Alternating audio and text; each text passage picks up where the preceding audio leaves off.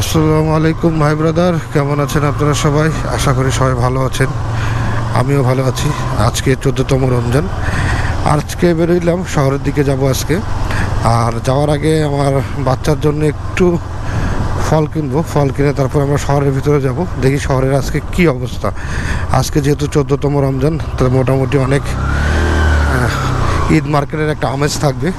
গিয়ে দেখি যে আমেজের কি অবস্থা, আমরা একটু আমেজটা দেখে আসি। ভাই আঙ্গুর কত ভাই? 350 টাকা কেজি। 35 টাকা শ। 35 টাকা শ। 250 গ্রাম 90 টাকা।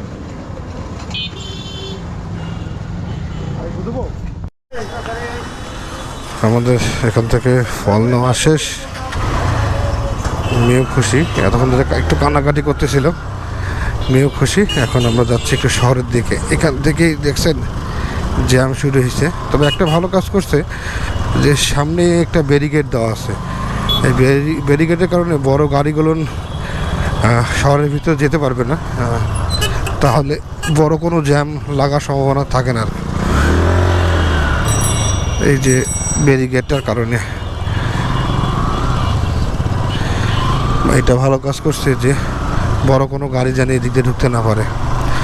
মোটামুটি শহরটা তাহলে সেফ থাকবে, কারণ এই সময় অনেক জ্যাম হবে। বড় গাড়ি ঢুকলে অনেক জ্যাম হতে পারে বা বড় ধরনের দুর্ঘটনা হইতে পারে। এখানেও অনেক ফলের দোকান আছে। এটা হলো আমাদের শহীদ মিনারের সামনে।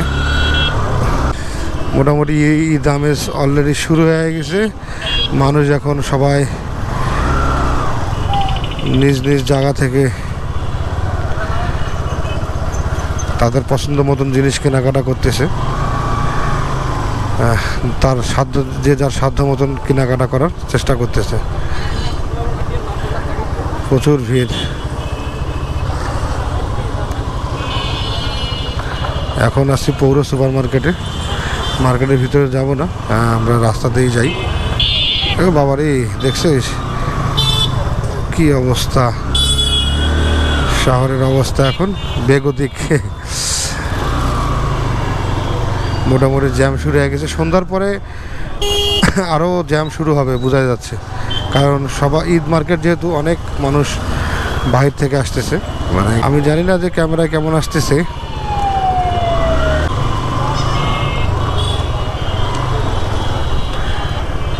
আর এটা হলো কালীবাড়ি মোড়। এটা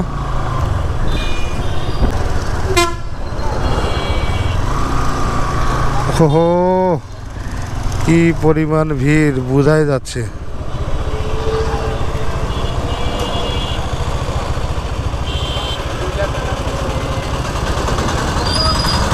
ওরে সর্বনাশ, মোটামুটি জ্যাম লেগে গেছে ভাই।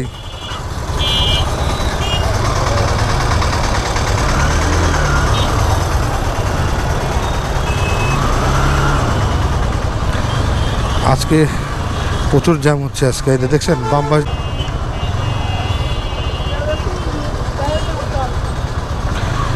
ঘটনা কি,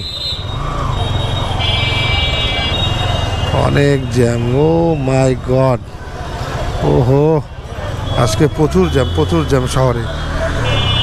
মোটামুটি ঈদ মার্কেট করার জন্য সবাই প্রস্তুত। বড় বাজারে মোটামুটি অনেক জ্যাম। নীলফামারী শহর আমাদের অনেক শান্তিপ্রিয় শহর। আমাদের অনেক শান্তিপ্রিয় শহর হলো নীলফামারী।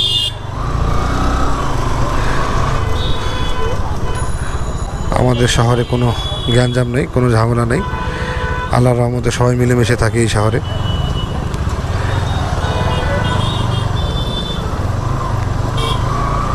এখন আছে এটা হলো ডাইলপট্টি থেকে হয়তো বা ব্যাক করবো, বেশি দূর যাবো না, সময় সীমিত। কয়টা বাজে এখনও খেয়াল করে দেখিনি, ঘড়িও তো নেই।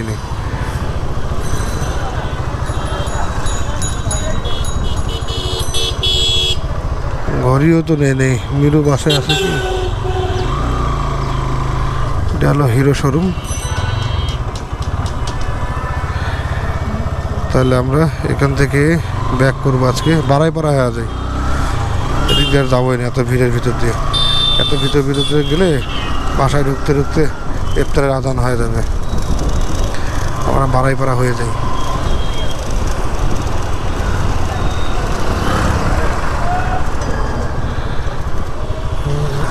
ও